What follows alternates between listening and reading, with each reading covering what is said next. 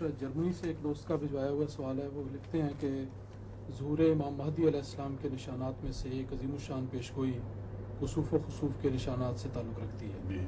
ان کا سوال یہ ہے کہ اتنی عظیم الشان پیشگوئی پر مشتمل یہ حدیث امت مسلمہ کے کبار محدثین کی نظروں سے کیسے اوجھل رہی اور سیاستہ کی کسی کتاب میں شامل نہ ہوئی اور صرف امام دارقطنی نے اسے محفوظ کیا ہے جو کہ سیاستہ سے کم تر درجے کی کتاب سمجھی جاتی ہے.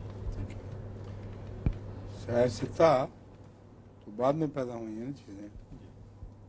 اصل بات یہ ہے کہ قرآن کریم میں اس پیشگوئی کا ذکر موجود ہے اور بائبل میں موجود ہے. تو حضرت صلی اللہ علیہ وسلم کے وقت سیاستہ کا تو وجود ہی کوئی نہیں تھا. جب قرآن میں موجود تھی تو پھر خدا نے خود ہی شہرت بخشی ہے اس کو, اور اس کی بنا دارقطنی کی حدیث پر نہیں ہے. جمع الشمس والقمر کہہ کے کس طرف اشارہ فرمایا گیا؟ سوال تو یہ ہے کس بات پر اکٹھے کیے جائیں گے. اب بائبل میں یہی بات موجود ہے کہ جب سورج اندھیرا ہو جائے گا اور چاند اندھیرا ہو جائے گا, ایک میں سے ایک, دونوں میں سے ایک, اور دوسرا اپنی روشنی دینا چھوڑ دے گا, تو وہ وقت ہے مسیح کے آنے کا. مہدی کے حوالے سے الگ حدیث صرف دراصل دونوں کو جوڑنے کی خاطر ہے, ورنہ اصل یہ مسیح کی آمد ثانی کی پیشگوئی ہے. سمجھے؟ اور قرآن کریم اور بائبل کے حوالے سے قطعی طور پر یہ مسیح کی آمد ثانی کی پیشگوئی ہے, جس کا ایک لقب حضرت صلی اللہ علیہ وسلم نے امام مہدی رکھا. تو یہ بتانے کے لیے کہ جب یہ نشان ظاہر ہوگا تو امام مہدی جو دراصل امت محمدیہ کا ہے وہ ظاہر ہو چکا ہوگا, اوپر سے کسی کے آنے کی انتظار نہ کرنا. اب باوجود اس کے کہ دارقطنی میں ہے اور سیاہ ستہ میں نہیں, لیکن اس حدیث کو اتنی شہرت ملی ہے کہ تمام دنیا میں مسلمانوں میں اس کا انتظار تھا. اور چاند سورج گرہن کے متعلق جو حضرت مسیح علیہ السلام نے بیعت لی ہے, اس کے بعد سے علماء کی طرف سے مسلسل مطالبہ چل رہا تھا, اور جو شہرت کی کمی تھی وہ انہوں نے پوری کر دی.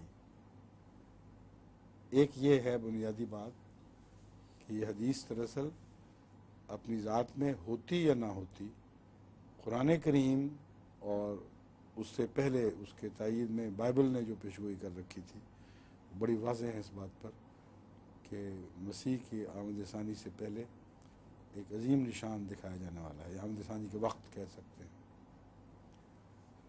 دوسرا پہلو یہ ہے کہ حضرت مسیح علیہ السلام نے فرمایا ہے کہ وہ پیشگوئی جو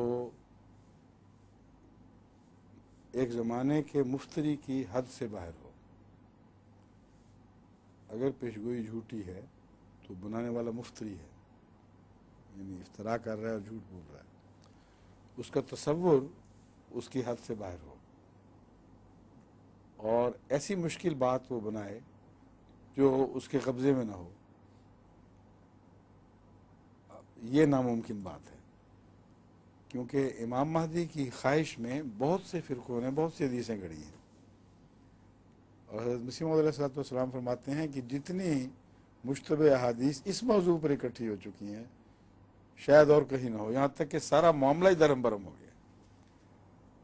حضرت مسیح موعود علیہ السلام کو اپنی تائید میں ضرورت تھی, لیکن یہ ہے نا عظیم تقویٰ کہ جہاں حدیثوں کو مشتبہ پایا ہے, باوجود یہ کہ اس مضمون پر روشنی ڈال رہی ہیں اور بڑا اہم مضمون ہے, آپ نے فرمایا ہے سب سے زیادہ امام مہدی کے متعلق حدیثوں کے خلاف مسیح علیہ السلام نے لکھا ہے. بالکل وہ مشتبہ ہو چکا ہے سارا معاملہ.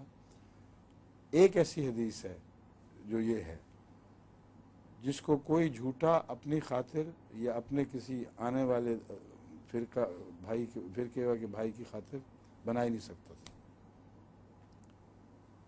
کیونکہ نہ چاند پر اس کا اثر نہ سورج پر اثر, اور مصیبت ڈال دیتا. اس لیے ہر مہدویت کے دعوے دار نے مسیح علیہ السلام سے پہلے دوسری حدیثوں کے سہارے لیے ہیں, اس کا حدیث کا ذکر تک نہیں کیا.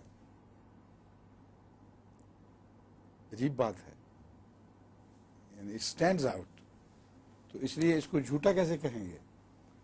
جھوٹے کی نفسیات کے خلاف ہے, اپنی خاطر یا اپنے دوستوں عزیزوں آنے والے پیاروں کی خاطر ایسی مشکل حدیث گھڑ لے کہ جس کا پورا کرنا نہ اس کے اختیار میں نہ اس کے دوست کے اختیار میں، کسی انسان کے اختیار میں نہ ہو۔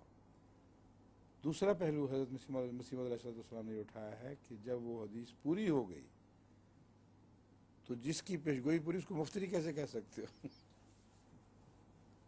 مفتری اس جھوٹے کو کہتے ہیں، اور حدیث گھڑنے والا تو بڑا مفتری ہے۔ تو وہ حدیث جو پوری ہو جائے اسی طرح اسی شان کے ساتھ مادی موجود ہو، دعوے دار ہو، انہی تاریخوں میں جو عجیب تاریخیں ہیں، جب سے حضرت رسول کریم صلی اللہ علیہ وسلم تشریف لائے ہیں اب تک صرف 6 دفعہ ایسے ہوا ہے کہ ان تاریخوں میں جو اول اور ان شرطوں کے ساتھ رمضان کے مہینے میں گرہن لگا ہو، ورنہ تاریخیں بدلتی رہی ہیں تھوڑی بہت۔ رمضان کے مہینے میں گرہن لگتا رہا ہے لیکن تاریخوں کے ہیر پھیر رہا ہے۔ تو ہمارے ان کے عزیز ہیں، کیا نام ہے؟ ڈاکٹر صالح محمد صاحب، آپ کے سمدھی ہیں؟ میرے وہ ہمزلف ہیں۔ ہمزلف ہیں، رائٹ، اور سمدھی بھی ہیں آپ کے سمدھی بھی ٹھیک ہے، وہ بھول گئے تھے آپ۔ ہاں جی، انہوں نے اس پہ ریسرچ کی ہے بہت زبردست، وہ مشاہدہ بھی کر چکے ہیں، اس کو دیکھ لیں آپ۔ اور وہ جو واقعہ ہوا ہے وہ کسی دعوے دار کے وقت میں نہیں ہوا، سمجھے؟ ایک ہی دفعہ 1400 سال اب گزر چکے ہیں، ایک ہی دفعہ یہ واقعہ ہوا کہ مہدویت کا دعوے دار کھڑا ہوا اور اس کے دعوے کے 5 سال بعد یہ حدیث پوری ہوگی پوری شان سے۔ بعض لوگ یہ کہتے ہیں کہ معین دکھاؤ یہ دعویٰ مہدویت کا کب کیا تھا، اس پہ میں بیان دے چکا ہوں، پہلے بھی پوری تفصیل سے ذکر کر چکا ہوں۔ اگر دعویٰ نہیں تھا تو مولوی اعتراض کیوں کرتے تھے، اور ان اعتراضات کے جواب میں حضرت مسیح موعود علیہ السلام نے انکار کیوں نہ کیا؟ جھوٹے الزام لگا رہے ہیں، میں نے کہا مہدی ہونے کا دعویٰ کیا ہے، ایک جگہ بھی نہیں فرمایا کہ مجھ پر یہ نشان واجب نہیں آ رہا کیونکہ میں نے دعویٰ کیا، نہ یہ نشان دکھانے کا میں حقدار ہوں، میں ذمہ دار ہوں۔ اور جب یہ نکلا ہے پہلا نشان وہ ظاہر ہوا ہے، یعنی چاند کو گرہن لگا رمضان میں، تو حضرت مسیح موعود علیہ السلام انتظار میں تیاری فرمانے لگے، لوگ دور دور سے آ رہے ہیں دیکھنے کے لیے، دعویٰ نہیں تھا تو یہ کیا ہو رہا تھا قصہ؟ اور جب آپ نے فرمایا نشان لگ گیا ہے تو علماء نے یہ نہیں کہا اس وقت کہ اب کے علماء جھوٹ بول رہے ہیں، کسی نے نہیں کہا کہ گرہن لگا تو آپ کو کیا، آپ نے تو دعویٰ ہی نہیں کیا تھا، یہ کہا کہ نہیں لگا ہی نہیں، اس طرح کا نہیں لگا جس طرح ہم چاہتے ہیں۔ تو یہ تو بڑی کھلی بات ہے۔ تو اتنے بڑے نشان کو جو اپنی صداقتیں ساتھ رکھتا ہو، چاند سورج کی طرح ایک آفاقی نشان ہو، اس کو دراصل حدیث کے سہارے کی ضرورت نہیں ہے، اس کو لیے قرآن اپنی ذات میں کافی تھا، مگر اس کے باوجود حدیث ایسی قطعی مل گئی جس کو جھوٹا کہنے والا جھوٹا ہے، کیونکہ نہ وہ مفتری بنا سکتا تھا، نہ مفتری کی خاطر خدا آسمان پر نشان دکھا سکتا تھا۔ اس لیے محمد صلی اللہ علیہ وسلم کی عظمت کی حدیث کہ کہیں سے ملے، اسے قبول کرنا انسان کی شرافت اور ایمان کا تقاضا ہے، نہ کہ بہانے بنا کر رد کر دینا۔ رد ہو بھی نہیں سکتا، جو مرضی کر لو، تار کتنی ہو، جو مرضی نام رکھ لو، اس حدیث کو رد کرنے کی کوئی کہیں گنجائش ہی دکھائی نہیں دیتی، سمجھے؟